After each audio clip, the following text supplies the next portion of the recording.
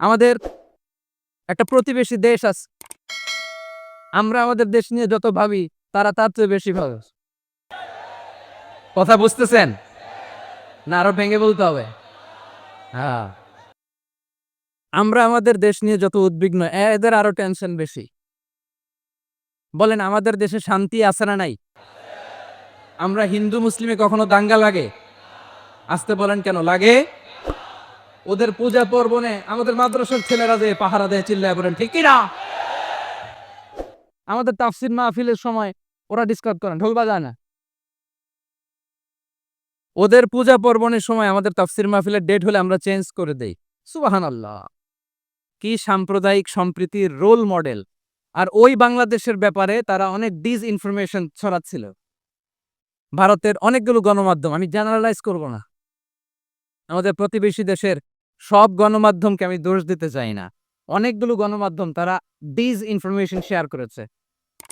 Disinformation আর miss ইনফরমেশনের পার্থক্য আছে। Miss information না জেনে ভুল বুঝে একটা মিথ্যা বা ভুল তথ্য ছড়িয়ে দেয়া, এটার ক্ষমা আছে। এটার কি আছে?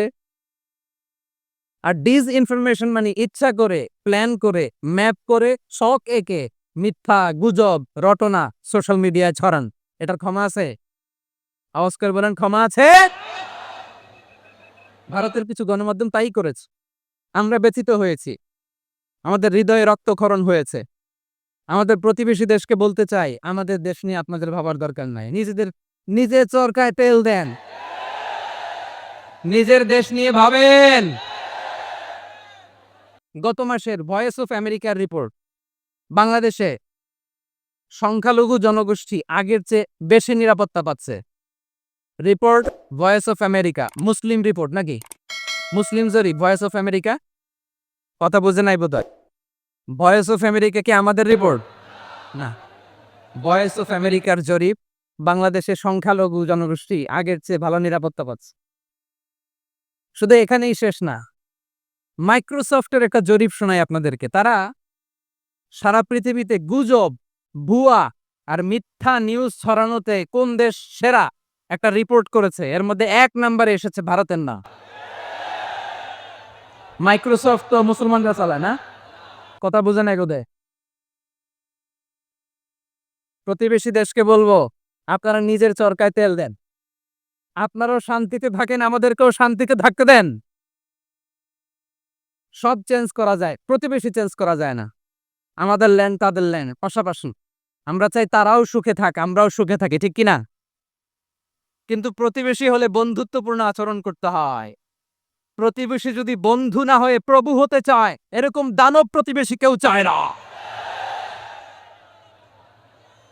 ভারত যদি বন্ধুত্ব উপহার দেয়, আমরা বন্ধুত্ব দিব।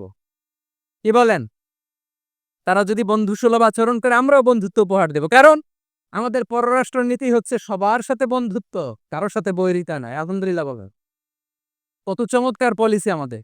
আমরা নির্বিবাদী, আমরা বাংলাদেশিরা শান্তিকামী। We are proud of that. এজন্য আমরা গর্ববোধ করি। আমাদের পররাষ্ট্র নীতি সবার সাথে বন্ধুত্ব, কারোর সাথে শত্রুতা নয়। তাই প্রতিবেশী দেশকে বলবো, আমার ভাইয়েরা, আপনারাও আমাদের ভাই।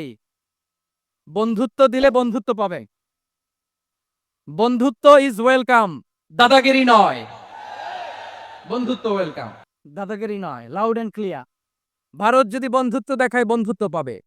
কিন্তু ভারত যদি বাংলাদেশে আধিপত্যবাদ বিস্তার করতে চায়, বাংলাদেশের 18 কোটি জনগণ সেটা রুখে দেবে। ভারত যদি গৌর গোবিন্দের ভূমিকায় নামতে চায়, দেশের 18 কোটি মুসলমান শাহজালালের ভূমিকায় নামবে।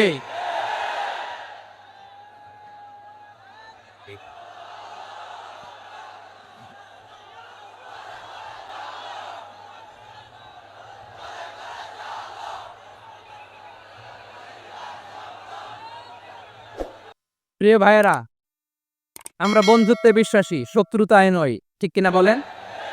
আল্লাহ আমাদেরকে বোঝার তৌফিক দান করুক। তাহলে এই যে তারা বলেছে এদেশে সংখ্যালঘুরা কষ্টে আছে, দুঃখে আছে, এটা কি ঠিক? বলেন এটা কি ঠিক? না, তারা ডিসইনফরমেশন শেয়ার করেছে, এটা ঠিক নয়। আমার প্রতিবেশী বন্ধু রাষ্ট্রকে বলবো, আপনারা এটা করবেন না। এটা করবেন না। আমরা শান্তিতে আছি, আপনারাও শান্তিতে থাকেন, আমাদেরকেও শান্তিতে থাকতে দেন।